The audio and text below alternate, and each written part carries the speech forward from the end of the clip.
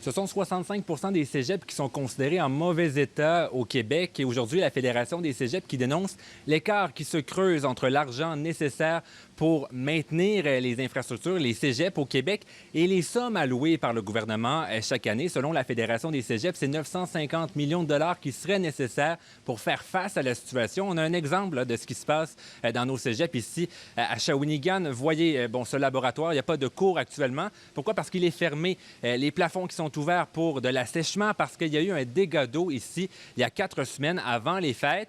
Et si on se transporte un peu plus loin, on voit aussi des murs qui sont ouverts parce que il y a des laboratoires qui ont été touchés, de l'équipement spécialisé, des salles de cours, également des salles pour les enseignants, des bureaux. Aujourd'hui, c'est la rentrée. Elle aurait pu être retardée, mais les professeurs qui ont réorganisé leurs activités et les travaux qui ont pu se dérouler très rapidement ici au Cégep. Total de la facture, 1,7 million de dollars. Tous nos tests de gicleurs étaient faits selon les normes et tout ça. Donc, c'est une mauvaise chose qui est arrivée à un mauvais moment.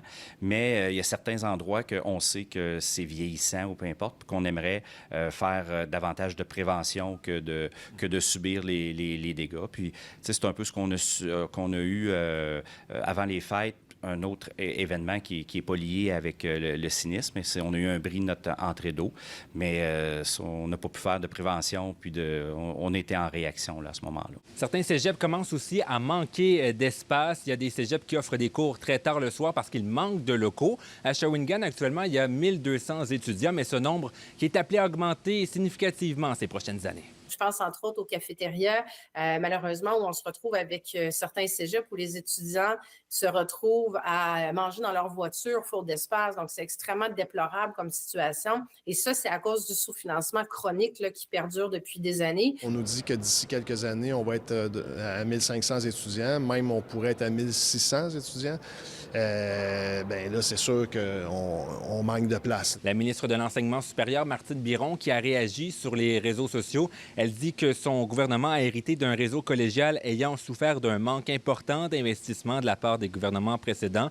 Depuis 2021, nous avons investi plus de 900 millions de dollars pour améliorer l'état des bâtiments dans le réseau collégial, affirme-t-elle. La direction du Cégep estime qu'il faudra attendre jusqu'à la rentrée de cet automne pour tourner complètement la page sur le sinistre. Ici, Charles-Antoine Boulanger, Radio-Canada, Shawinigan.